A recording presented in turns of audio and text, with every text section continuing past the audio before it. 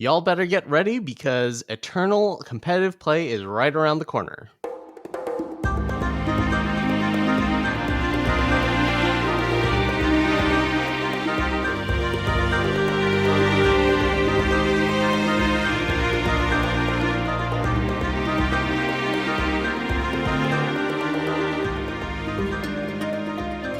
Hello, everyone, and welcome to FECast episode 62, Start Your Engines. Today, we're going to be talking about the Tuesday Night Invitational, which occurred this past weekend. We've got a patch to break down, and we're going to talk about the start of Organized Play 2020. That is actually starting this Friday, if you can believe it. So 2 days from when we're recording this, by the time that you are listening to this, the first event may have happened already. So we're going to get you ready with the format that is going to change the least, which is going to be Throne, because we are expecting a set to be released sometime in the near future before the first open tournament this season. My name is Sunyveil. I am one of your hosts. Along with me is World's competitor Stormblessed. Welcome back.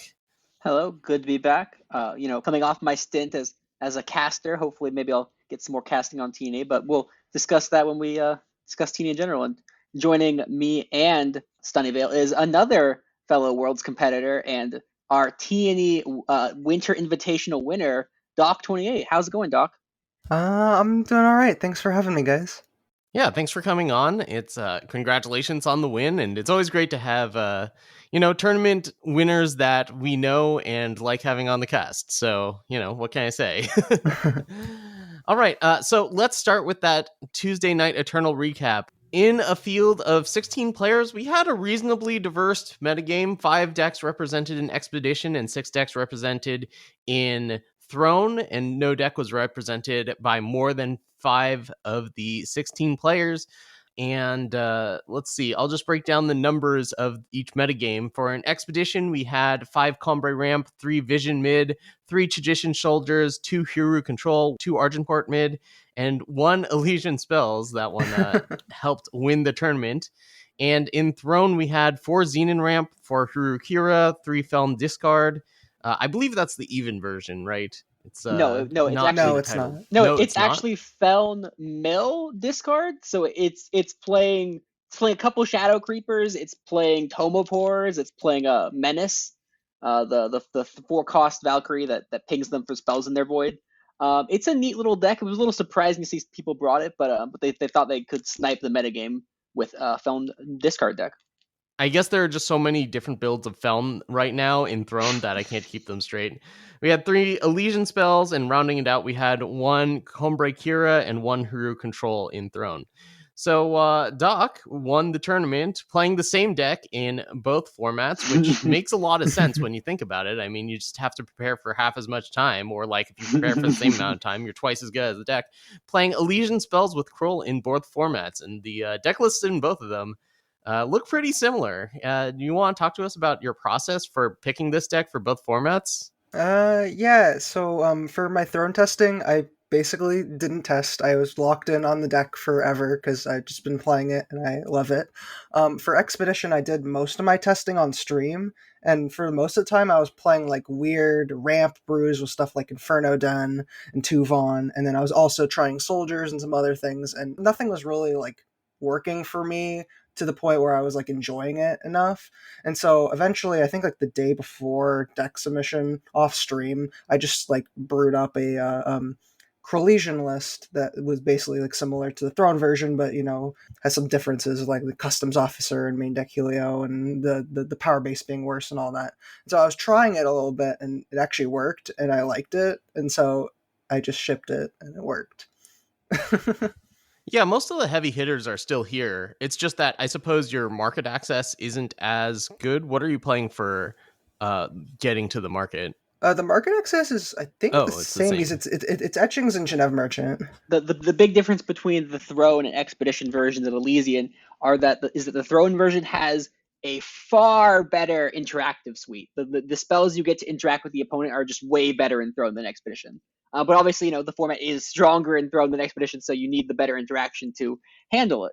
Interestingly, from the metagame, one of the reasons that a lot of the decks look the same is that 2 teams actually put 3 players each into the TNE, so 6 of the decks are, the same split across 3. That's why we have 3 of these Feln discard decks, because it was the team that brought them. And I believe it was one of either Xenan Ramp or Hurukira also had a team of 3 come in. And 4 of the Combrei Ramp was one team, and that also brought, I believe, Xenan Ramp to Throne. Man, I'm just looking at this Elysian deck, and why didn't more people bring this? It's like the same, it's a Throne deck. You're playing a Throne deck in Expedition. That's gotta be good, right? It's good. The thing is, the power base is a little funky. Yes. You're not always going to get the Conjure on time, and it's a little bit clunky. You have a lot of depleted power, but the thing is, like, with that, like, the interaction Expedition isn't as good, so people aren't going to be as able to respond to your draws and your wumps, and if you get a Conjure out, so, like, you can kind of just steamroll people more easily. So, yeah, it was really good. It was a lot better than I actually expected. I expected the power base to be a lot more of a problem than it ended up being. I really like that you only played 3 Master Conjurer and not the full 4, just because the power is just so much worse. And I think playing the full 4 is just setting yourself up to get punished too much, basically. Mm-hmm. So I like that call there. Yeah, absolutely. I mean, I was finding that, like, I didn't want to see multiples in hand very often. Like, if there's, like, 1 in my hand, I can usually market it away if I can't cast it or plunder it for some reason to maybe cast another, but like having multiples of them early was awkward, so I ended up trimming there, and that was good. The most interesting list that I saw was aside from the cool Elysian list was I think it was Colacoma's take on Huru Control. I will say I like their list a little better than Burgund. I'm sorry, the Burgund, but I like Colacoma's take on it. I thought it was a very interesting take with some duelist blades. I think it had Bring to Justice, though, and we'll get to that later, but possible the deck's not as good as it was. But yeah, so you mentioned something, Doc, about your testing process, and that is you basically didn't prepare for Throne at all. So I don't know, like, we talked about this on this cast with the Boxer and how, like, our preparation for Worlds went, and that was basically, like, we didn't test Throne at all. We just all played whatever we were comfortable with. You know, all of us having our deck, whether it be Kira or Elysian or whatever the heck Stormblessed comes up with, as, like, something that we're familiar with and something that's powerful and that hasn't changed a lot. So, like, was that your thought process here? Was it just like, yeah, it's not important, I can't really gain much more of an edge than I already have? And I'm curious if that was also your thought process for Worlds as well. Well, so if you remember, I registered Xenan midrange for Worlds, and then I went 0-4, and I vowed to try to not play that deck ever again. You know, one of the things that was frustrating for me in that testing sequence is I was doing okay with Elysian, but I was scared about Sling, and I was doubting myself a lot, and I was winning a lot with the Xenan deck, and I was like, maybe I should just be playing this. I am winning a lot with it. What I figured out in the end is I just wasn't comfortable with the deck, and it wasn't even that great, and we ran to Ixen control, and that was not good. But anyways, like, I knew I was comfortable with Elysian, but I didn't play it. After that tournament, I was like, I'm just not going to make that mistake. If Elysian is good enough and I'm comfortable with it, I've got to at least give it a fair shake. And so I did that, and honestly, like, it was the deck I was still having the most fun with, so I played it, and it was great. Yeah, I think that's really important to note for all the listeners out there. A big question is, you know, should I try to play the best deck or should I just play the one that you're most comfortable with? And almost always it's the one that you're most comfortable with. And I think especially in Throne. In Throne, it's just like, I don't care what deck it is, really. Just play what you're best at, what you'll spew the fewest points playing. I will say that I do think it's a little bit more so than just deck you're comfortable with, because I do think that a lot of the times, you know, look at, like, you're looking at the different decks, whatever, you know, you should play the best deck. You should try to get comfortable with the best deck.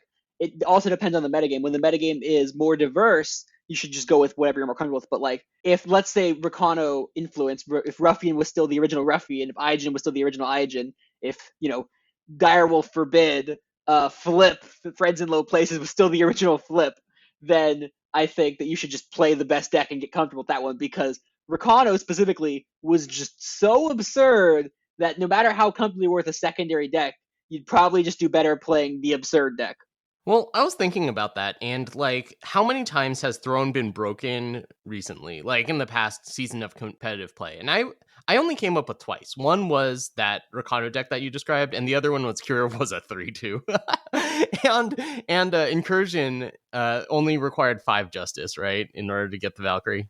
I would say even Elysian sort of was there. Like, in the end, the deck was just kind of just omnipresent, more so than, like, omnipotent. But it was obviously a very powerful deck. It was easily targetable. It didn't make the top 4 of the tournament that played in. I don't remember the exact metagame breakdown, but I also, I remember I lost to a 1 of Backlash and was like, 1 of Backlash got me. Bleh. That's what I remember. Well, in any case, it is true that sometimes Throne does get broken, but I don't think it's very often, and it's definitely difficult to do so. And there was no new cards released for this tournament. There wasn't a big balance patch. I think that playing Elysian was the correct call, and your track record shows that you're just a very good Elysian player, Doc. You won the last chance qualifier with it, and now you won an invitational with it. Yeah, I really like the deck. It's just really good, and a lot of times it feels like you're just doing things that are like as powerful as other things, but just cost like half as much. And like people are trying to play like 5 drops and 6 drops, and just play 2 drops and 3 drops that are more powerful, and it's like, oh, interesting. Yep.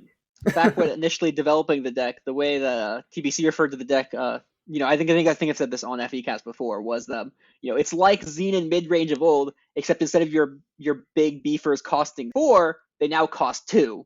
And that's a big deal. Costing 2 compared to 4 means you get to play them earlier, and on turn 4 you can play them and you can play interaction at the same time. So the deck is incredibly powerful, but it's also incredibly skill testing. As Doc knows, and Doc has proven themselves to be a competent pilot with a skill testing deck.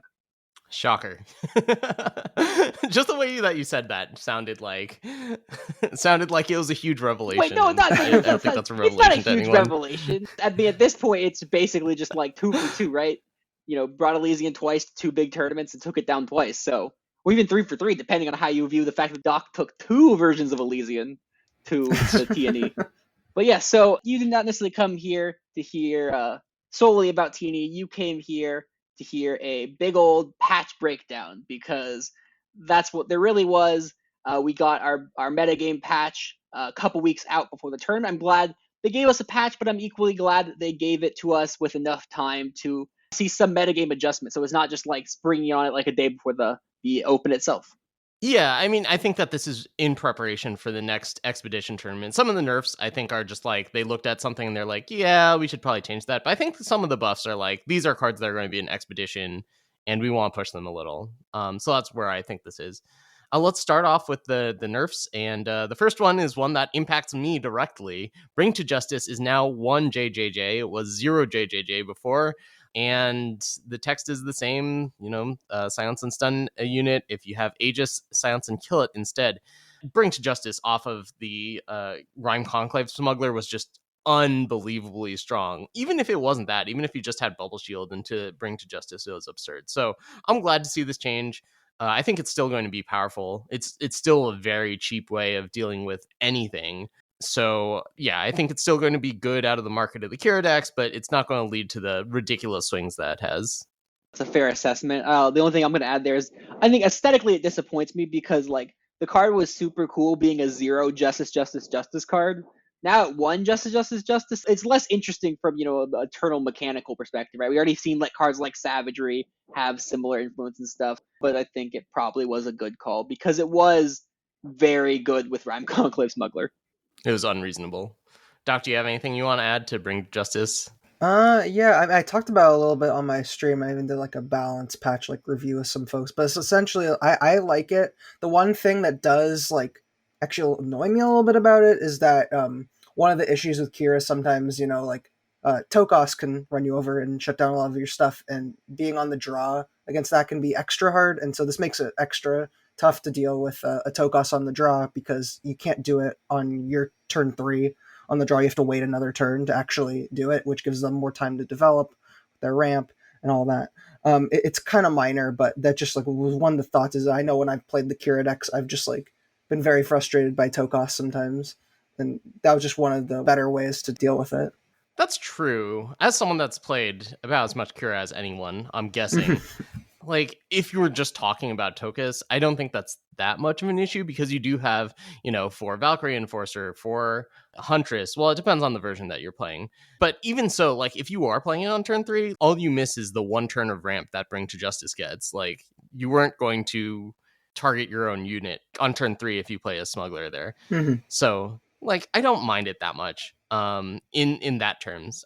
I mean, Tokus is still going to be a problem for those decks. I lost to one like right before this cast, but I just think that this is going to be so much more fair for like all the decks that play a Champion of Chaos just to have it die, or like, you know, or like a Sandstorm Titan, some big time unit, or anything like that.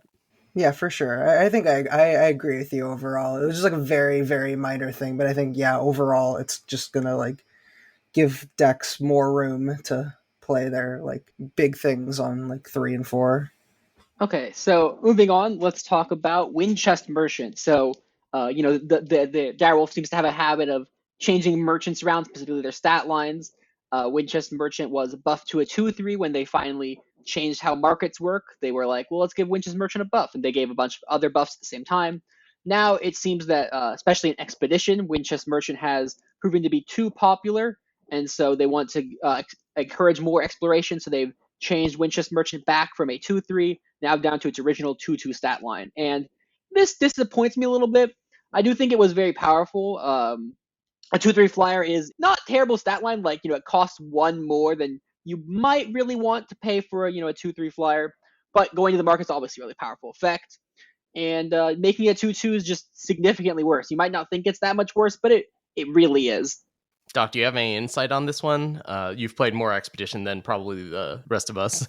Well, honestly, I mean, so a lot of the damage-based removal in Expedition is like 2 cost or 3 cost deal 3, or if it's, Pirate Tech, it's 3 cost deal 4. So in that sense, like a lot of the interaction that's going to hit a Windchest Merchant isn't really going to change. One of the things that I think it might have been Murder of Crows that brought it up on stream, is one of the things they were saying is like Windchest Merchant now trades with the Helio as opposed to just like walling it off. It's kind of minor, but that can kind of matter. As Helio is better as a like draw a bunch of cards and then trade than draw a bunch of cards and have to chump. Overall, I mean, I think the card was falling out of favor anyways. This is only going to make that worse. And like I think, like Stormblessed said before, like I think the soldier decks are moving away from the market being super important and more towards like invasive species and stuff like we saw the Invitational. Yeah, you saw Theo and the Boxer both take a very similar deck list where neither of them actually had a market. It was playing a time market with no time merchants in it. And that's because, technically speaking, off of Argo's technique, you can use it to get a random soldier, and your random soldier can be Speed Grafter.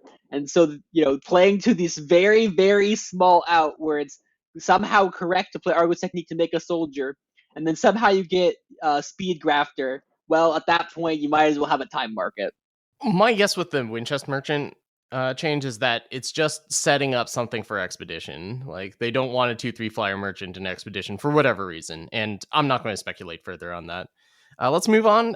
This is a change that, I mean, you could say that Doc had something to do with it, but they were probably ready to make this change before the tournament. It's just that the timing and the decks that Doc won with it makes this kind of humorous. Krull Zumik Occultist now requires Shadow in order to activate. When Krull damages a player, play a unit from their void with cost less than or equal to damage dealt. Previously had no influence requirement. I mean, we saw it during the broadcast, right? Like, you would flip a Krull off of a draw attack or something, and then just reanimate something in the middle of combat for free. Yep. Oh my god, I remember you berserked a draw, and your first berserk discarded a merchant, and then your second berserk hit a Krull, and you got back the merchant. I was just like in awe of your skill at the moment. If you go back on the broadcast, I'm pretty sure I just lost my mind at how absurd if you had gone the other way around, you would have just like been in such worse shape. But it was a great moment. Yeah, that was hilarious, and barely ever happens that way, but it was really funny. We can all agree that this is just good for everyone. Mm-hmm. that Krull requires influence. Yep. Yeah. I kind of wish they only required 1 shadow though, because I still think that would be impacting the card just enough. But it's probably good to just like make sure you hit it now, so you don't have to hit it in the future, just in case 1 shadow wasn't enough, basically. Yeah, if you just have 1 shadow there, you're going to tempt a whole lot of people, and it might be worth it. I mean, people were playing it in a Akira deck, and I really didn't like that. But out of the Elysian deck, where, the spell count matters, so like knowing to hold them is a lot more relevant, and you were flipping cards off a draw, that it was just insane. Anyway, no more of that nonsense. You can still play it in your shadow decks, and you can still do cool things there, but no more Elysian splashing for a Krull that you're never going to play. Okay, let's talk about the buffs. There are quite a few of them, and we can speculate on what it means or what it might imply. The first one is Brel Solist Apostate. This is the 7-cost Fire, Justice, Shadow, Warcry 2, 4/5. Summon, play a 4/4 Relic Weapon with Warcry 2, or give your current Relic Weapon +4/+4 on Warcry 2. Its cost is going from 7 to 6. This is a pretty powerful card, and I think this is a big buff. Like, I think we could definitely see this in Expedition. It's now, like, way better at stabilizing. It's about the same at stabilizing as Rezon was, but it's so much better on an empty board. Like, this is incredible on an empty board if you're playing it as the top end for your control or mid-range deck. Notably, it is not legal in Expedition currently. Yeah, but again, Expedition's going to change when they release a new big set, which is what we're expecting them to do, right? They're definitely not releasing a new set before the tournament, that's for sure. No? Okay. I mean, it's already March 10th. That they really going to release a set 3 days before the tournament. We haven't seen an announcement. I'm pretty sure ECQ Open Storm Break, to enunciate it clearly, is going to not have any new sets released for it. Okay, well, even if it's not available for that tournament, I think we are going to probably see an Expedition change at some point, right? If Brel ever goes to Expedition, I think it will be exceptionally good there. I agree with that sentiment. One issue is that FJS isn't really playable in Throne right now. I think that, like, on its rate, it probably is good enough for Throne. It just, like, why would you play this in a Throne deck? Why would you play a Throne deck that's trying to play this, I think? Doc, what do you think about this? Yeah, I mean, one of the cool things is you could put it in, like, an even FJS deck. Now, obviously, I don't think the tools are really there for that for Throne. It's cool. Not great, but cool. Yeah, I could definitely see it, like, being something that they add to Expedition and then seeing play there. That would make the most sense. But, like, as far as Throne, it's just, like, you have to really have a really good reason to cast 6 drops. I do really want to try making FJS work with this, and potentially another card that's coming up later we'll talk about. I just don't know if I'll have the time to actually invest in trying to make it work, because, as Sunny said, FJS hasn't really been a thing in Throne for a while. So I think it could even be good enough in Throne, but we just don't have a deck for it. Yep. All right. The next card, and this one had some of us scratching our heads, and we eventually figured out why it was buffed. Vargo Redclaw is now a 6/4. Vargo Redclaw was the 4-cost Justice Primal Fire 5/4 pledge. Vargo can't be killed except by damage or loss of health.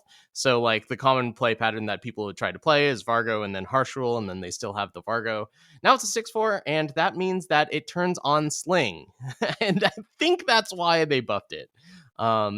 Aside from that, I don't see this being a very relevant buff. And even then, I was having this discussion with some people in the Discord. I don't think, like, it's definitely not your best Sling card. That's probably Rost. And it's probably not your second or third best Sling cards, because you've got the Overwhelm Bros, Siege Breaker, and Siege Train. The Siege Bros, I guess. So, yeah, like, that's a thing, and I think people are going to try it, but I think people are just going to realize the same thing we all did when Vargo came out. That's just not what you want to be doing. Yeah, I think the buff is pretty consequential, and we will get to talking about Sling when we talk about the Throne metagame and decks lists and, our thoughts on the deck. So we will get there. Don't you worry, people, listeners. Doc, anything, or should I move on? It triggers Sling, and it's not the best Sling trigger. That's all I have to say. All right. The next card on the buffs list is Talar's Unwinding, which is now fast. Talar's Unwinding is the 7-cost time primal shadow card. It's got Voidbound and sacrifice a unit to shuffle each player's hand and void into their deck. Each player draws 7 cards. This is probably still bad. I mean, you're giving your opponent a full 7 cards, even if you're doing it at the end of their turn. You just really have to abuse this in order for it to be good. And I can't imagine passing with 7 power up is the answer to that. Yeah, and you even have to sack another unit to make it work. So, like, in these decks, usually you would probably be doing, like, I don't know, Deeker's Ruin, Wrath of Kyphus, Volatility. I don't even know, right? But, like, how are you fitting a unit to sack in there consistently? Like, it seems kind of hard. I think it would be missing something in order to really function consistently. Yeah, geez, we have Wrath of Kyphus now. That's just a better Talar's Unwinding. Mm-hmm. Well, the big difference now, and I'm glad they made this change, And I agree with all those sentiments about how awkward the card is. The card is awkward now as it is then. The big difference is that Tears Unwinding is fast, and Wrath of Caiaphas is not. And being fast is a very big deal on a draw 7, because you get to play your cards first, and that is not to be underestimated. That is very good.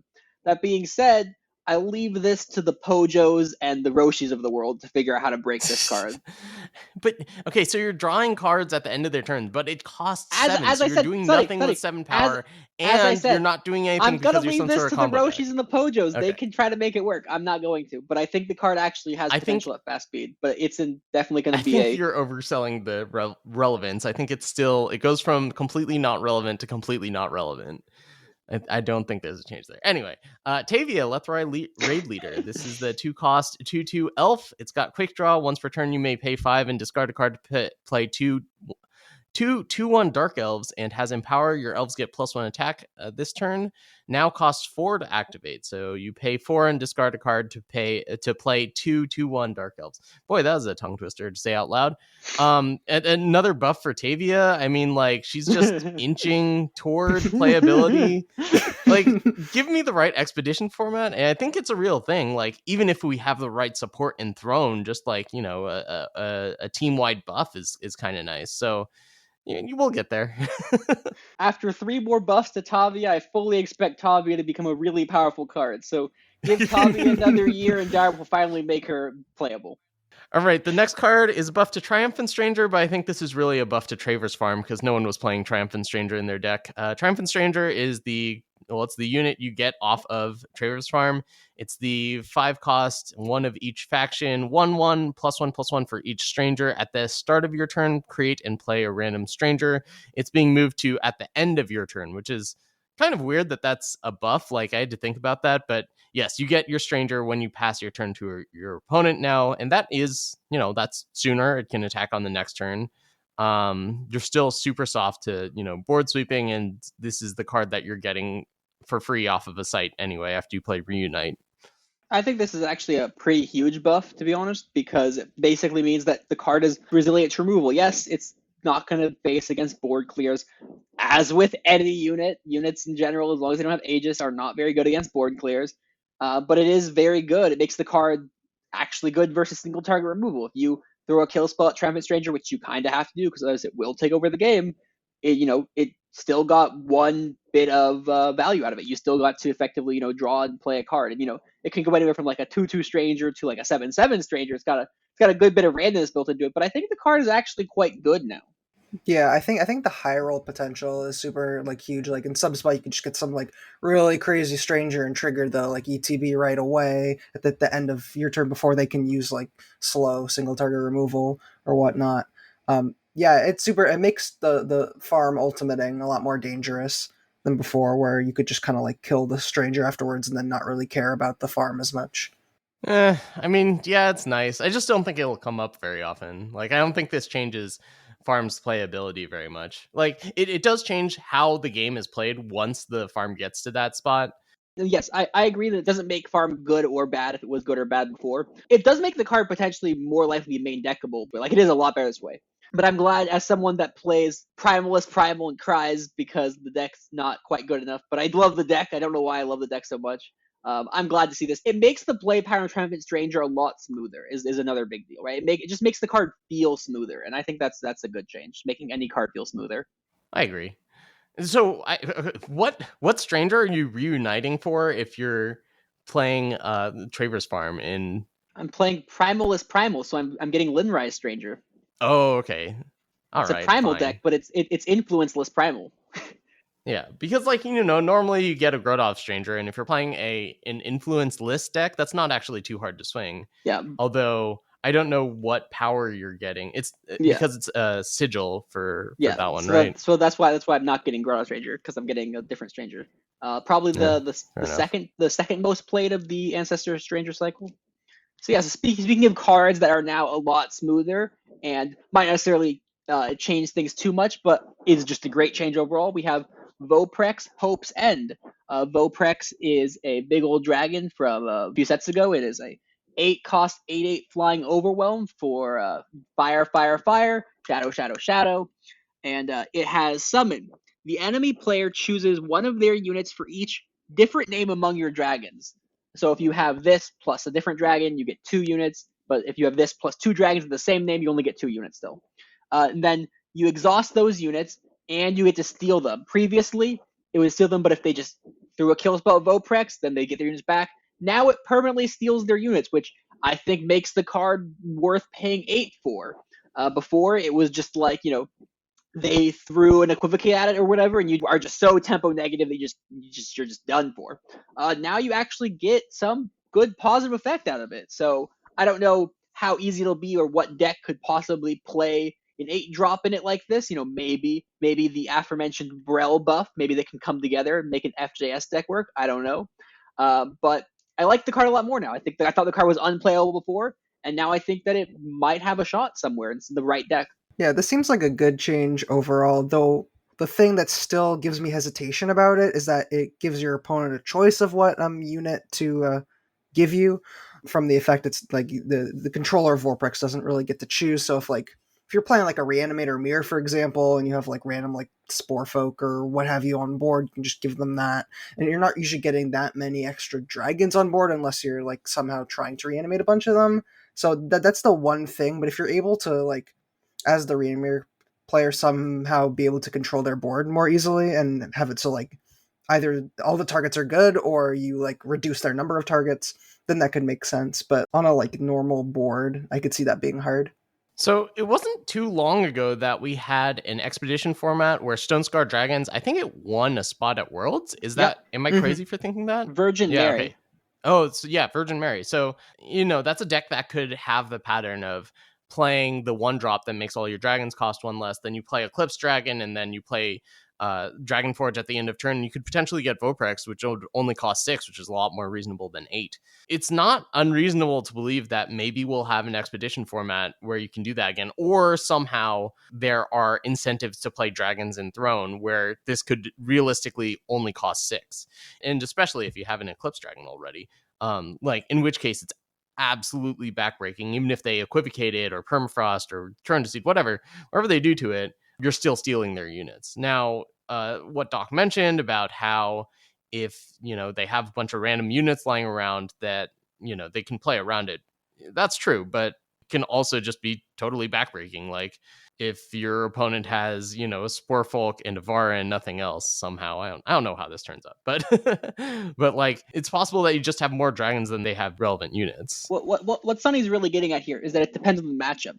And that's where cards like Dragon Forge come into play. If you play less Voprex, if you play 2 or 2, 1 or 2 or 3, whatever, then you can just tutor up when you need to, when it would be good. Versus decks like Kira or Elysian, before Elysian, maybe goes off with Master Conjurer. Those decks tend to not have too many units out, right? If either of them have like 4 units out, you're probably losing anyways. But if they have like, a Merchant and a Wump, or a Wump and a Jarl, or like, a Kira and a Hojin, right? You just somehow manage to play Voprex and get to that point, and you take both of their, really powerful units, that can just win you the game straight then and there. But obviously it costs 8 though, right? That's the big downside. Yeah, well, you're only playing 1 Voprex, so you're only going to tutor for it in matchups where it's good. By the way, this is all just making me wish that we have a good Dragon Forge format again, because Dragon Forge is a sweet card. I love that card. Oh yeah, I played a bunch of Dragon Forge. I played a FTP Dragon Forge with Ramba and I think it was with Ramba. I don't actually remember. I think it was with Ramba and Kayla's Persuader and Sodia's Spellshaper. And this is back before Sodia's Spellshaper was nerfed. And I would Dragon Forge for Sodia's Spellshaper because I thought the card was so busted that I wanted to play 8 of them. I remember that. It was a fun deck. All right, next buff. This one is, they could have said, like, called him out by name here. This is the buff for batteries. Cryptic Master is now a 2/2. If you don't know what this card is, you don't play Rats, I guess. Cryptic Master is a 2-cost time card. It was previously a 1/1. Now it's going to be a 2/2. +1/+1 for each of your relics. Onslaught, play Cryptic Etchings. I'm surprised about this buff. Like, I already thought Cryptic Master was a house, and now it's bigger. Yeah, batteries previously, I think he went down to 3 and then maybe even like 2. The reason that it was only at like 3 or 2 is that it did have some awkwardness in the early game. You either couldn't get the Onslaught or it was slightly too small. And of course, part of not getting the Onslaught meant that it was slightly too small. Because without the Onslaught, it was, a little bit smaller. Now, without the Onslaught, it's already a 2/2, so it's guaranteed to sort of be bigger than it was before. I mean, that's obvious, but if you think about it as far as before with Onslaught is current to today without Onslaught, right? So it gets to be roughly the same size in like the awkward start games, and it just is a little bit bigger earlier, which is a big deal, right? If you have 2 relics out, before it was a 3/3, and 3/3s basically contest the board, right? 3/3s charge into each other, they trade with other 3/3s or 3/2s. Now if you have 2 relics, it's a 4/4. And as we've seen, if you play Expedition or anything, the difference between a 2-cost 4/4 and a 2-cost 3/3 is a huge deal. If you play with Janet or David, you'll know that the 4/4 is really good, actually. Is like really good at just like being huge. Like it's somehow not just 1/1 bigger than a 3/3. It's just significantly bigger. So this is actually a pretty significant buff. And rats, we are the rats. Have you played rats, Doc, or is that a deck that you have not tried as much? I tried it. I like it. It's there are a lot of moving parts, and like it's harder because like usually what I would do is I would like watch Battery's stream, and then I would like play some on my own, and I would like rewatch VODs and stuff. And he's not streaming as much anymore, so I can't do that as much. But I should probably go back and rewatch his VODs some more. I can learn more and more and more. Batteries was really good at rats. He's probably played the deck more than anyone else, and he's got the skills to back up his experience. Yeah. The next, this is actually like a sneaky huge buff. So Gren, Iron Martyr, the 3-cost Fire Primal Shadow Grenadin Cultist that said, Entomb, draw a card, your other Grenadin, get +1 attack, increase the damage of each spell in your hand by 1. It is no longer a coward, it can now block. This is huge because like otherwise you would have had to do a lot of work in order to get it to actually die and trigger that Entomb, which is the entire reason you're playing the card. I still don't think it's that great, but at least it can like block now and go to the void naturally. Doc, I know Gren's a bit of a meme card, or was like this. I said this earlier. I think this might be the fastest a card's ever been buffed outside of say closed beta situations. The card was sort of meme. Did you enjoy the Gren memes? Did you think the card was as bad as people say? And do you like it now? Maybe just an Expedition, if probably not in Throne, but. Oh, the Gren memes have been phenomenal. Honestly, like they've made that no matter what the card actually does, the memes have made Gren worth it. I think it costing 3 is still too expensive for what it does. I think if it cost 2 or 1, I would be more interested. That said, it's definitely better than it was before, and I think it's slightly less embarrassing now. I think the card now finally has some potential. Before I was like, it's just complete garbage. It's just, it's a 1/1 that you have to invest something else into because they're never going to block it. It's a 1/1 with unblockable.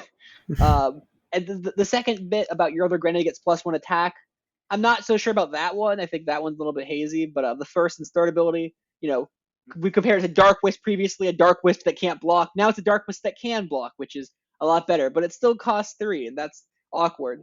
That being said, making your spells deal extra damage can be relevant. I recently noticed an interaction with the 3-cost Shadow spell that deals 1, amplified 3, deal an extra 1. For every damage you deal, you get a 1/1 Grenadin with Deadly.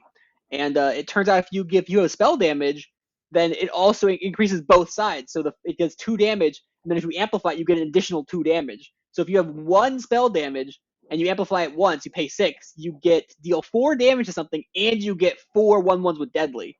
And that was a really powerful interaction. The card interaction obviously saw was the Dark Deep Scrounger or something, the one that when it attacks, you get an extra damage. And that interaction of spell damage with that one card specifically was very impressive. I'm looking at spell damage effects slightly differently, just on how impressive putting 1 spell damage on that was, especially with its Amplify.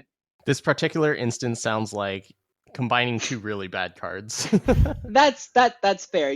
Previously we have talked about combining bad cards to make a good effect is not worth it. That being said, I don't necessarily think these are bad cards. They're just perhaps not good enough to warrant a combination, or neither of them on their own is necessarily good enough either. So anyways, the next card is kind of the hottest change in some ways. Lethrice Soothsayer has sort of just been small and clunky, and now it's a little bit more efficient, which makes it not so clunky. It was a 4 primal 2/4 flyer with Onslaught. Put 7 Premonition Bolts into your deck. Premonition Bolt is a 0-cost spell with Warp, and this is a torch. It does 3 damage off the top of your deck for free, but it's random and you have to, draw a bunch of cards basically, right? That's the key, right? Because of how random this works, and this is not like Scorpion Traps where they go in the top 20, making it less random. This is completely random. So you have to have a deck that draws a bunch of cards or some way to cycle through the deck. Now, instead of costing 4, it costs 3 with no stat changes, so it's just purely 1 cheaper. So now, base value, it's a 3-cost 2/4 flyer, which makes the card a lot better, surprisingly. Making it cheaper makes it better. Yeah, it's just hard to find a home for a Soothsayer. I do think like now it's at a competitive rate, whereas before it was too small. Like you're happy to play a Valkyrie Enforcer, right? The body on that 3/3 flyer is it's good. Diana, it's a 2/4 flyer. Yes, Diana draws a card which is better than, adding Premonition Bolts and healing you for. But like I'm just saying that the body size now feels more relevant for something that costs 3. People talked about putting in Kira. I don't think that'll work. You already have a glut of 3-drops. There's been a lot of talk of different decks. I think most of them don't work, but what I do think works is something like Elysian, Spellesian, where you can use draw to clear a lot of cards from the top of your deck in order to get toward the Premonition Bolts, and then you have a higher chance of playing 1 or more during the course of the game. Before I ask Doc, as the sort of Elysian expert on the cast here, I would just like to clarify why this card might not be so good in Kira, because Sunny sort of glossed over that. So a number of reasons. One is Sunny said there are a bunch of 3-drops, and there's a bunch of also pseudo 3-drops, because Hojin and Kira themselves oftentimes aren't played until turn 3, especially, with 1 spell backup to, like a Levitate to trigger the Hojin, right? So the fact that, these 2-drops sometimes can masquerade as 3-drops, and you have other cards like Icaria, which has an effect that, you want to a lot of times use on turn 3. So there's a lot of sneaky ways to use 3 power on turn 3, along with, traditional 3-drops like Smuggler and Enforcer.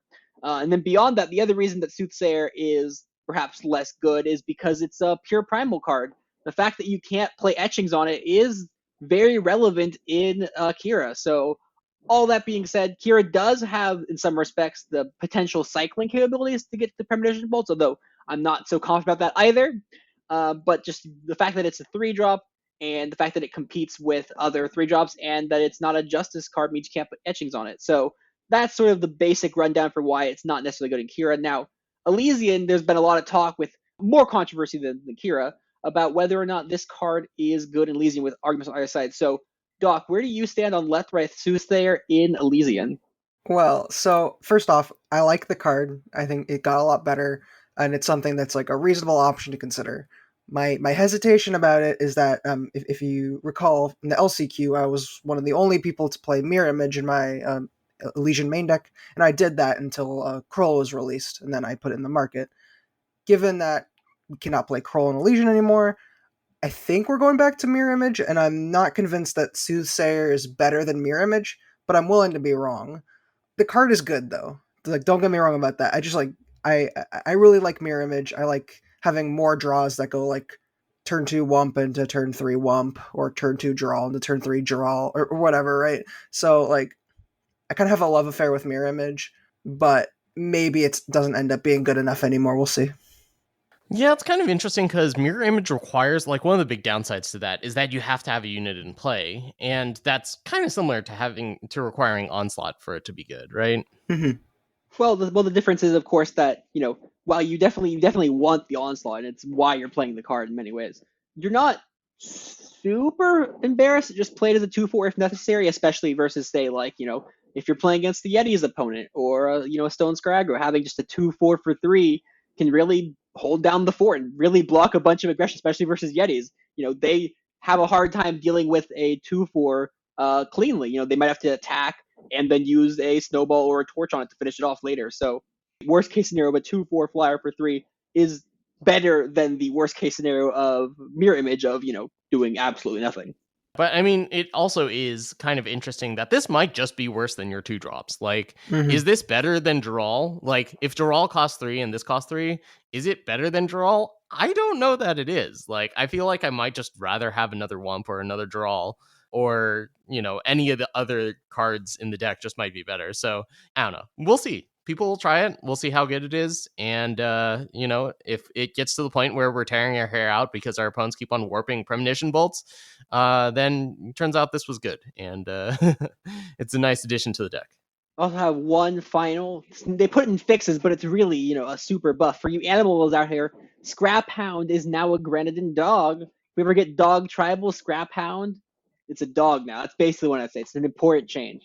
Oh my god. Please cut that out. Editor, please cut that out. Never cut. Don't cut it out. Need that. And leave in this argument about us cutting the editing out. Oh my goodness. Or cut it out. I don't know. I'm not you. You decide. Okay. All right. Let's talk about the open that is coming up. That's the extent of the balance patch. I think most of it is meant to target Expedition. Well, most of the buffs anyway. We talked about how the nerfs affect Throne, but we are going to have a Throne open, and that is going to be about 2 weeks from today. It's going to start on Friday, March 26th. March 27th is going to be also preliminary rounds, play 28 games, blah, blah, blah. We've talked about this a lot. And then on the 28th, there will be the top 64 bracket. Something worth mentioning is that you want to get your mastery tokens in any format so that you can start the tournament with 2 buys before March 26th, before the start of the tournament. And I heard that February counted for this. So like if you got masters in February, then it counted toward this. Is that me misremembering something, or is that true? Considering we don't have the in-client stuff, you should probably assume it doesn't, just to be safe for yourself, if you care that strongly about it, because if it does, great, but if it doesn't, you do want to be safe and get the mastery in before you don't get it, basically. Yeah, you probably want to hit Masters and Throne just to prepare for the tournament anyway. Yeah, so that is coming up. We're all excited for it. We're all excited, yes? Mm-hmm. Yeah.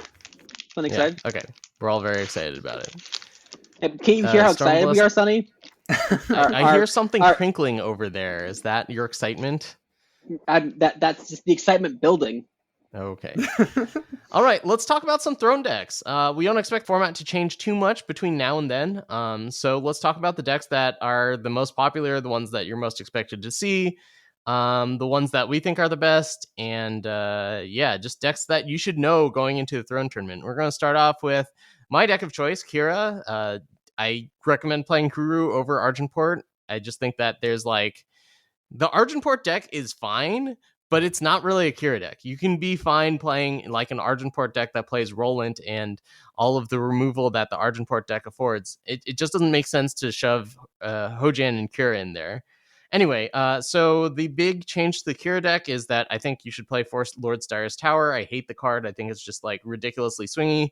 You'll be in a game state where it's I was ahead of my opponent. I was making favorable trades, and then they got 2 activations off of a warped Lord Styrus Tower. They were up a card, up a turn because of the second activation, and then I lost. So I hate that card, and you should be playing 4 of it. The change to Bring to Justice is a nerf, but the rest of the deck is still fantastic, and I imagine it's going to be one of the front runners leading into the tournament. There's basically 2 decks sort of at the top in my mind, sort of level 1 decks in Throne right now, and that's Kira and Elysian. Kira is one of the sort of 2 pillars in my mind in Throne. And so Kira, great deck. Cyrus Tower, I like the card. Valkyrie Warp's still a dumb mechanic, though. I like the card, base. I like the card. Valkyrie Warp makes things silly. I'm on Sunny's side there, the Valkyrie Warp. I don't necessarily think it's as swingy when you get 2 activations, but it's still just silly and shouldn't happen. I wish it had a different passive. The Valkyrie Warp was a different mechanic entirely. Doc, do you have any strong opinions on Kira? Not really, besides just agreeing that I think Kuru is the front runner. There's some other versions like Combrei that I've tried and liked, but I don't think they're on the same level as Kuru. And yeah, the deck's good. It's good, and I like Tower too. Aside from the Bring to Justice change, the deck has sort of benefited where Elysian sort of has not. Elysian was finally hit after so many years, or I guess 1 year, 6 months or whatever, with the Silex nerf, which is still a nerf to Elysian. The deck is still great, obviously, and I still think that's one of my top choices. But the nerfs to Elysian did, make Kira a little bit more attractive in that regards. But yeah, so Kira is great. And then moving on, I already mentioned Elysian, and we mentioned Elysian earlier. I'm assuming we're all in agreement that Elysian is also a great choice. Absolutely. Don't play Kroll anymore. Yeah, don't play Kroll. Good tip. You can probably cut the no one to hold thems too. Well, I could potentially see if you really wanted to, you could play one No One to Hold 'em for a 5th snowball, and I don't think that would be the worst thing ever. But you're not playing a bunch of No One to Hold 'ems anymore. You just won a tournament with Elysian. Any like cool tips that you have, like insights that might not be common knowledge, even to people that have been playing the deck a bunch, Doc? Well, I mentioned Mirror Image earlier. That's a card I will champion to my grave. I really like it. You should try it. It's good. You can do ridiculous things. Apart from that, you should have to like shift roles and matchups a lot, and like the deck takes a lot of reps. But I promise, if you're willing to put in the reps, it's more than worth it. Yeah, well, I mean, that's just true for Throne decks, I think. I think it's just like my best advice for people that want to get better at Throne, do your reps and really like think deeply about what you're doing. Okay, let's go on to the next. Oh, Stormblessed added something to this. Okay, so even Feln decks, lots of different Feln decks. So I guess this is including like the mill decks that showed up at the TNE tournament. Even Feln decks that like, play exploit and then like Honor of Claws into discard Felrock, and then decks that try to top out at Solitude versus decks that try to top out at like Icaria or something. There's a lot of different builds, and I think that's just because there are so many different cards that are good. I think the big thing here is that the Grafter, the Shadow Crafter with regen, the 2/2 regen, can get something from your market. I think that gives that deck a lot of flexibility that didn't previously have. Sure, it's still clunky. Any even deck is going to be clunky to a degree, but I think that like exploit being able to work reasonably well against any strategy and having the Grafter to be able to adapt means that there are fewer games where you just draw a ton of cards and then you can't interact with your opponent on a specific axis and just lose. Like you don't randomly lose to a flyer anymore or something like that. Personally, I think that the Feln decks are mostly bad, but Felrock is absurd. That's sort of my general summation of my thoughts there. I mean, a little bit more nuanced than that, but Feln bad, Felrock amazing. Yeah, I'll second that. Felrock is a very, very strong card. The rest of the cards, we'll see. Remember when Felrock was spoiled and people were like, this card isn't very good? I forget why they thought it wasn't very good. Like maybe they were thinking it cost 6 and was a 5/2. But like I think that everyone that was familiar with Magic knows, like, have you seen Dredge? Have you seen what happens when you print cards like this? Yeah, my Feln opponents always draw 4 Felrocks and discard all of them and get to play them for free. There's probably a build of Feln out there that's good. I don't think that all the builds out there are good. I think like trying to mill people is probably not where you want to be. But like just you have the triple threat of turn 2 you can exploit, or turn 2 you can play even-handed golem to draw 2, and then you've got like the discard Felrock avenues, and then you also have a way of like going big at the end of the game. I don't know exactly what the weapon of choice is, but you have access to every shadow card. It doesn't even have to be even if you want to go late. I'm willing to believe that a good version exists. I just haven't seen it yet. Probably like Market Vara. That's like something we've seen out of Ian Videx before. Might not be necessary. I don't know. This is an archetype that you find more in Expedition than in Throne, although there are some good bit of it lying around Throne. The Combrei ramp deck, sort of relic space, sort of ramping, using Equalize as a powerful card where you throw a bunch of cards on the table, specifically in the form of relics or other ways to generate power, with, say, maybe expand the reach. Take cards out of your hand, but invest them onto the board in safe ways. Also, cards like, say, Lord Styre's Tower, you either use the not flyers mode, or you just chump with the flyers right away. Then you get to invest a card on the table that will get dividends later, and then you play Equalize, and you take out your opponent's hand, you take out your opponent's board, and then you laugh yourself to a superior board state. I don't love these decks. They're like really soft to face just randomly. Equalize is an incredible card, and that is the strength of the deck, is that you can really get someone with Equalize, make them discard a ton of cards and lose their board. But if they've got Face Aegis, it doesn't work. Otherwise, you're relying on like Shenra Speaks in order to control the board, and like Perilous Research for alarming findings is not very efficient at all. I don't like these decks. I think that, like, yeah, you can get there some of the time, but if people are remotely prepared and know what's coming, it's just not going to work. Yeah, I like the version Expedition, because I think that the format's obviously weaker and the deck is more well positioned. So not a huge fan of it in Throne. Yeah, I agree with that. Honestly, like the Ramp Equalize decks just seem a bit too slow for Throne for me, and also just like Face Aegis hoses them. Having Dazzle will hose them if like the card you're really caring about is Equivocate or Shenra Speaks. I'm not sure how those decks beat like something like Elysian consistently. Yeah, it seems dreadful against Elysian. I was actually about to ask that. Like, Kira obviously has Rhyme Conclave Smuggler. Elysian having Dazzle and, you know, the Waystones that you can have just means that those two matchups are going to be really tough. And those are going to be two of your most important matchups because, as stated, they're to the two big decks right now. So speaking of other versions of ramp decks, we sort of have Xenan Ramp and Reanimator, which are similar. I think Xenan Ramp is a time-based version of Xenan, and the Reanimator is the shadow-based version of Xenan, but they're both doing very similar things because they both have ways to ramp. Xenan Ramp does this, the time version, TNE, as it were, does this through cards like Initiative the Sands and Tokos and Worldbearer Behemoth and Groto Stranger. And the Reanimator does this through Hourglass and Katra.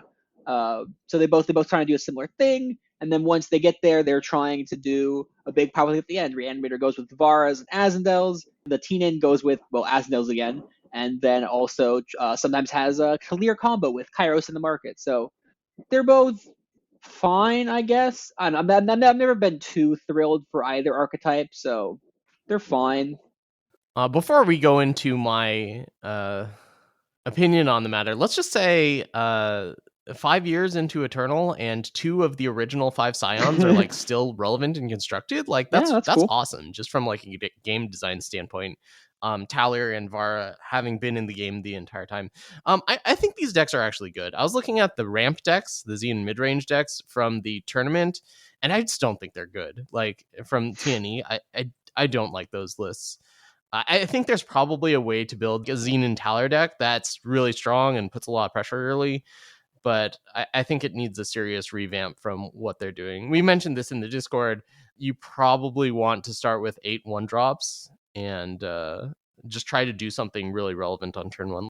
Yeah, you want to play Initiative the Sands and Logistics Experts. That way you have the consistency that you otherwise previously didn't have. And I think that's probably the good way to start building this deck. Is the deck built yet? Probably not. But I think that I agree that you want to start on 1, and then you want to get to 3 and then 5, and then probably still play Groto Stranger because that card is still great, even if it's pseudo off curve, especially because it has just a really powerful effect.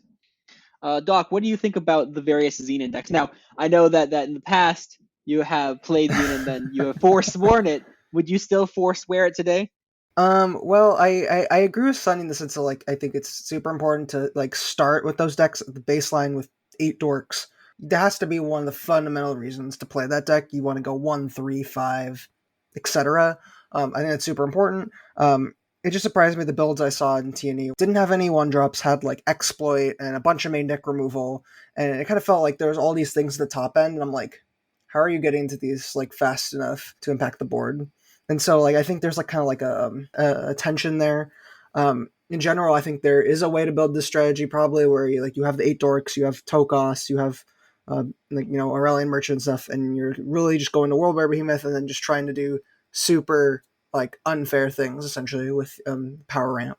Yeah, 1, 3, 5, get ahead and get too far ahead for your opponent to have anything. Like if you're on the play and you have Initiate, Tokos, and Worldbearer Behemoth, like, and it's going to your opponent's turn 3, that's where you want to be. Yeah, so there's an interesting fact about the tournament. Obviously, is that it was an invitational tournament, just like Worlds. So there's no sort of day one sorting through.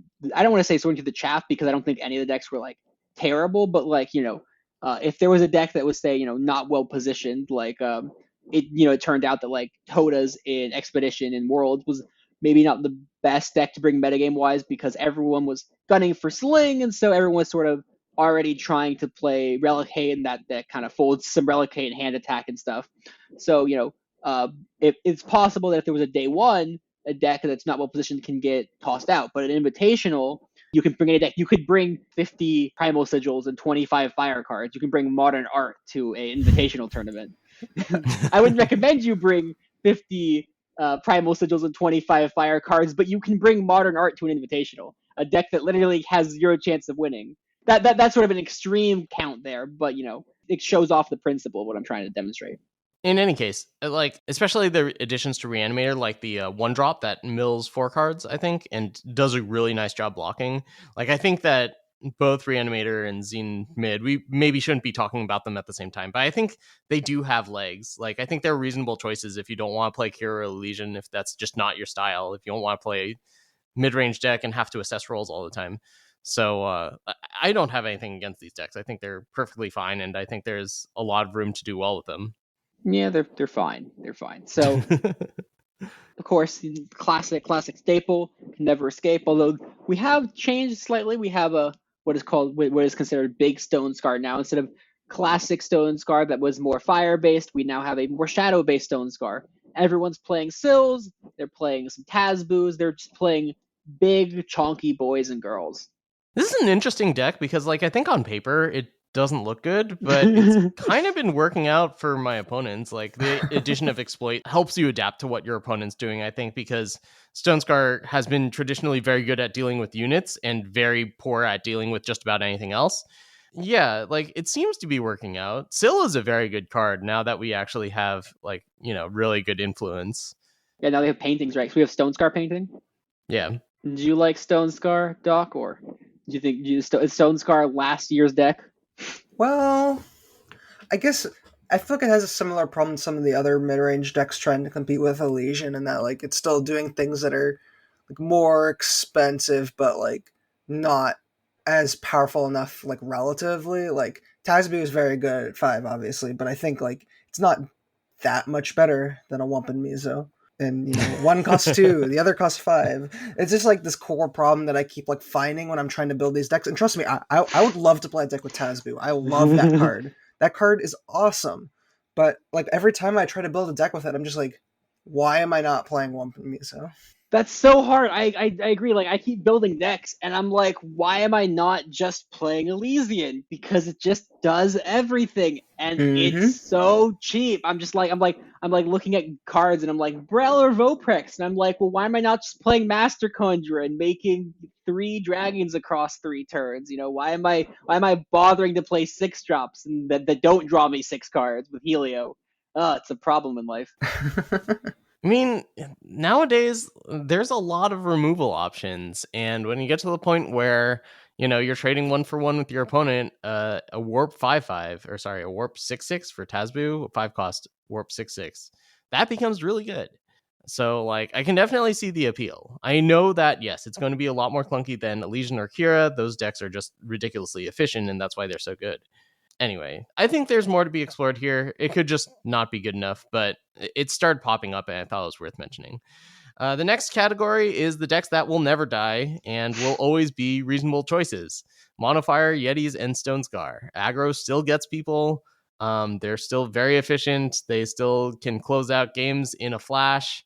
Yeah, I mean, is there anything we could say about these 3 decks that we haven't said a million times already? Nope. I think that they're actually, pretty decent choices. If you want to take an aggro deck, you can't really go wrong. Yeah, they're very good at, like, punishing like, other decks stumbling. I mean, it's kind of hard to go wrong with that if you're really into it.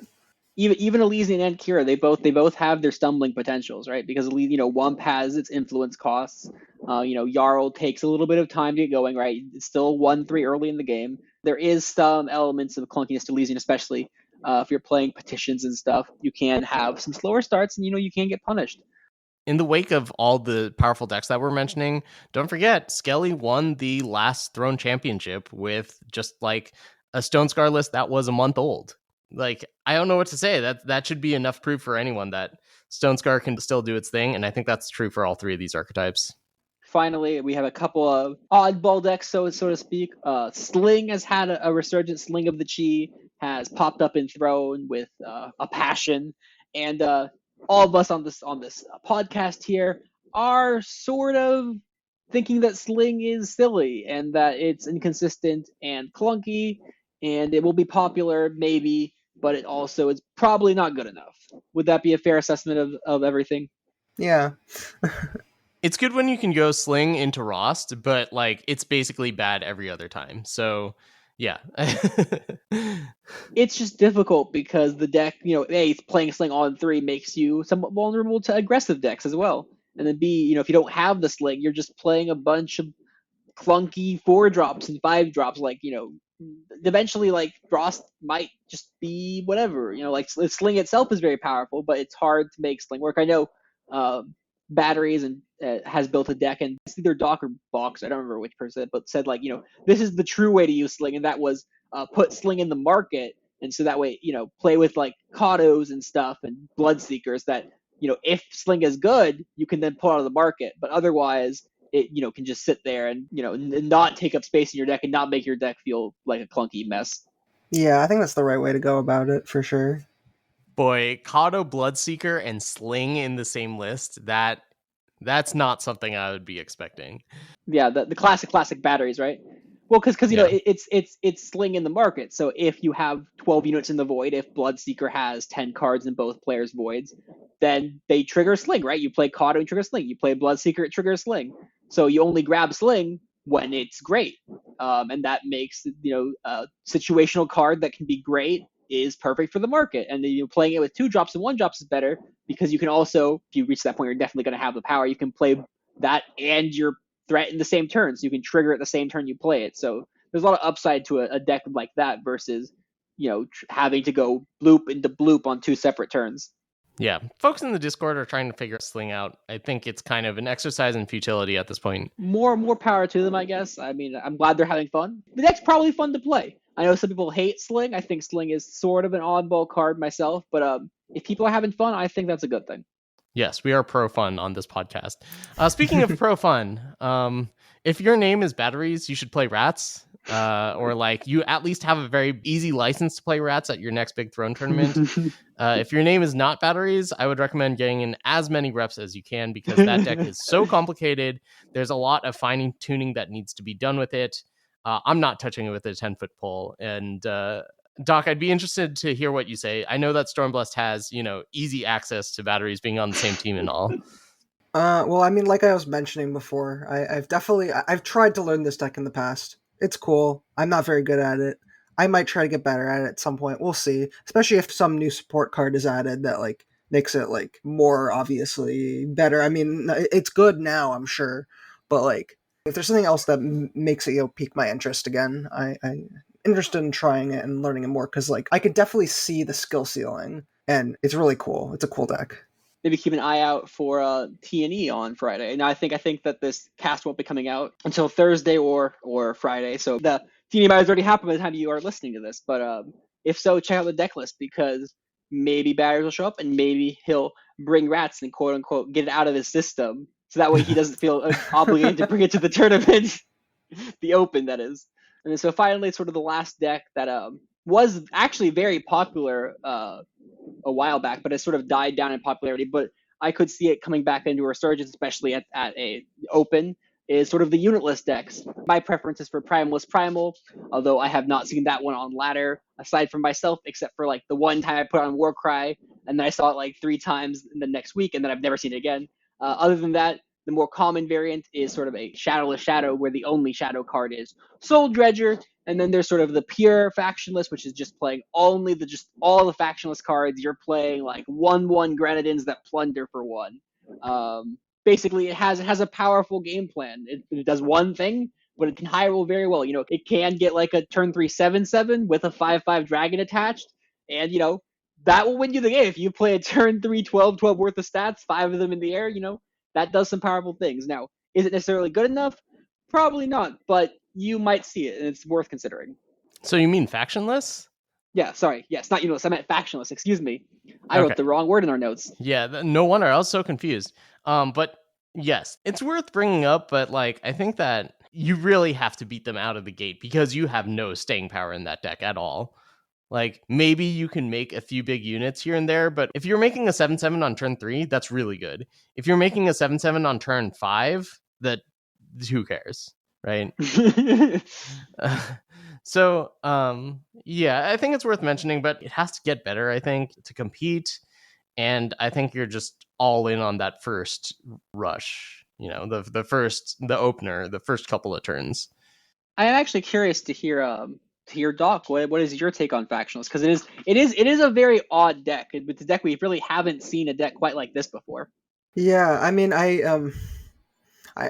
know a decent amount about it because one of my Twitch subs is I'm Straight, and they play the deck a lot, and they'll like refine it sometimes and like post updates in my Discord and in Twitch chat and stuff. But like the deck is cool. It reminds me a lot of a deck in Magic I played a lot in Modern, which was Colorless Eldrazi Stompy after the bans, which was like a deck that used like really like undercosted stuff and kind of, it had like Eldrazi Temple stuff. But anyways, like Tempting Offer is really powerful in a lot of spots. It can kind of fill that role. Not quite, but it's similar. And then you're just playing lots of like undercosted stuff and like beating down. It's a kind of a beatdown deck, honestly. And then you also have like Speaking Circle, the late game, and I've seen I'm Straight like win games up with a Word of Soul.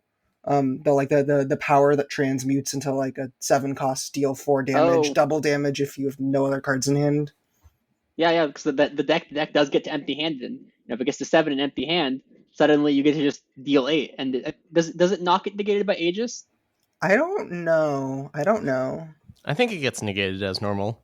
I think so, yeah. Probably. Yeah, I think the deck is cool. It might not be the best deck in the format, but it's interesting for sure. And it could gain a lot from future releases depending on what's released. I wouldn't be surprised if a new good Factionless card makes the deck a lot better.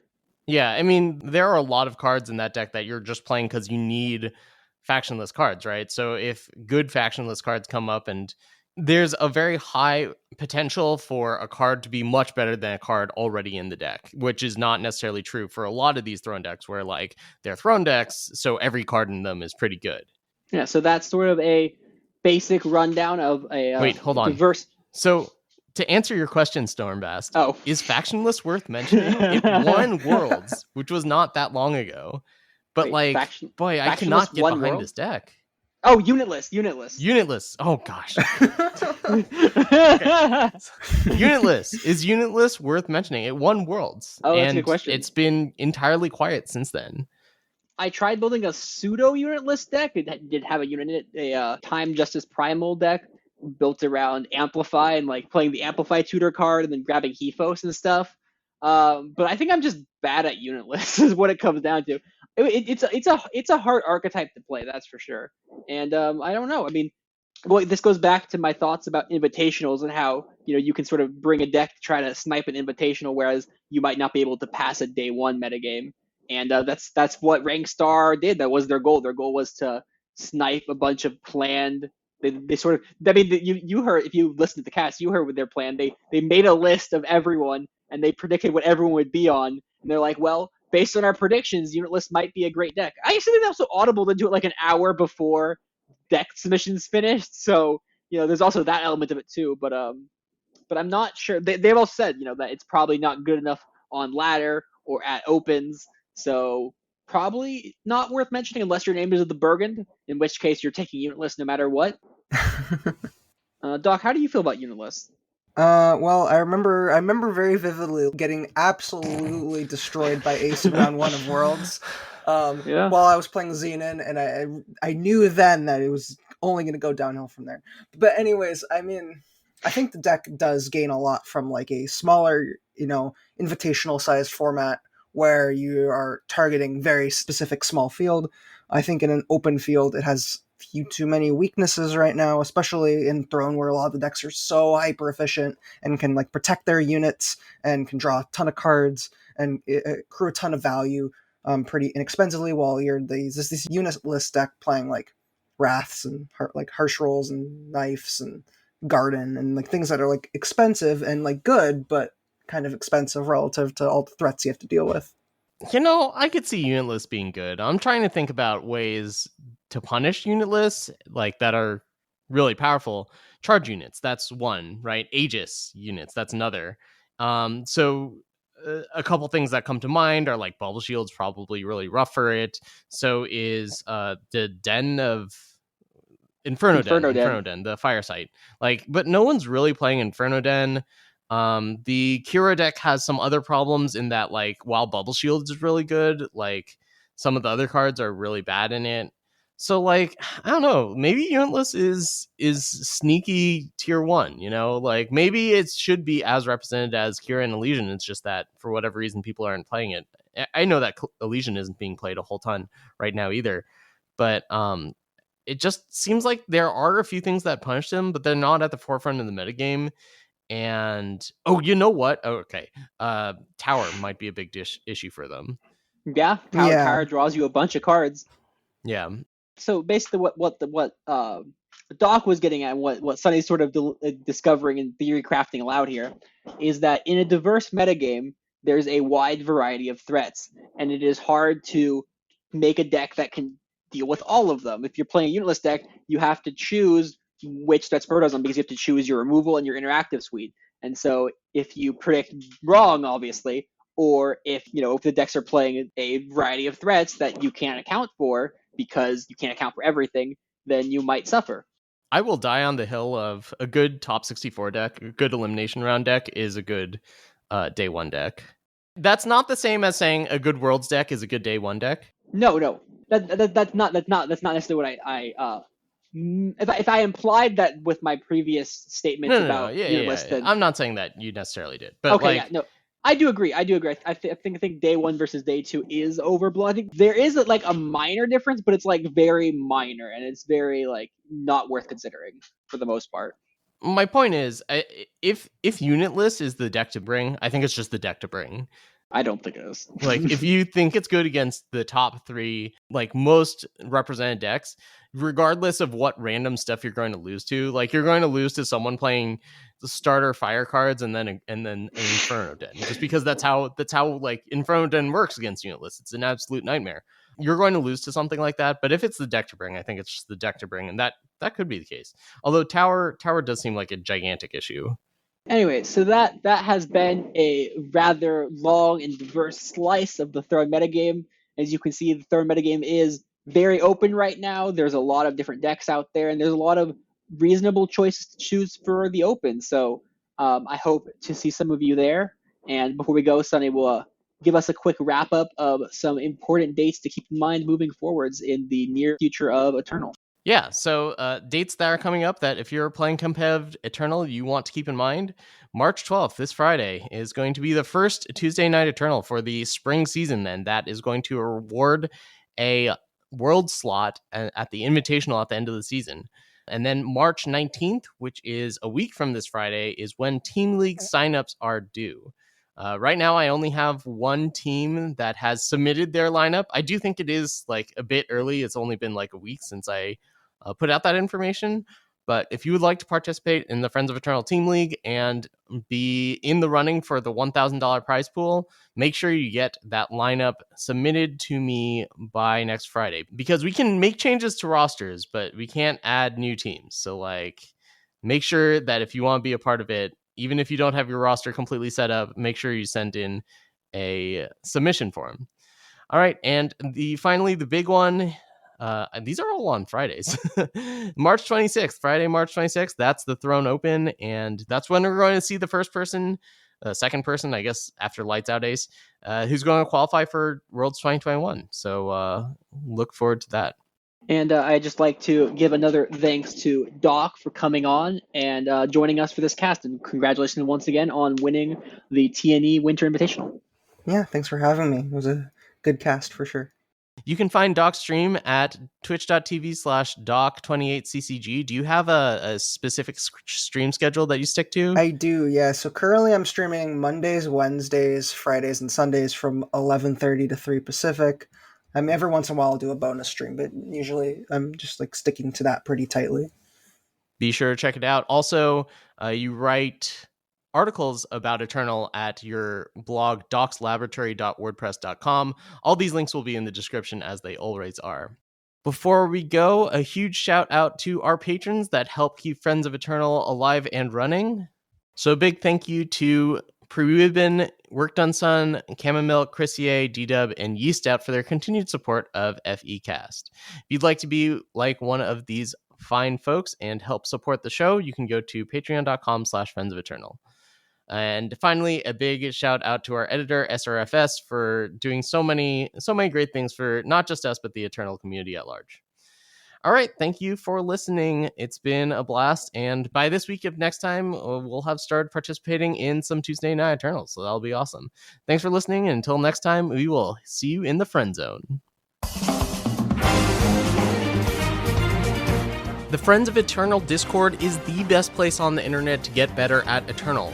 We have players of all skill and experience levels all happy to help each other out on basically any aspect of their Eternal gameplay. And making all this possible is our generous patrons over at patreon.com. If you'd like to support FECast or Friends of Eternal, consider donating at patreon.com/Friends of Eternal. Thanks again for listening, and until next time, we'll see you in the friend zone.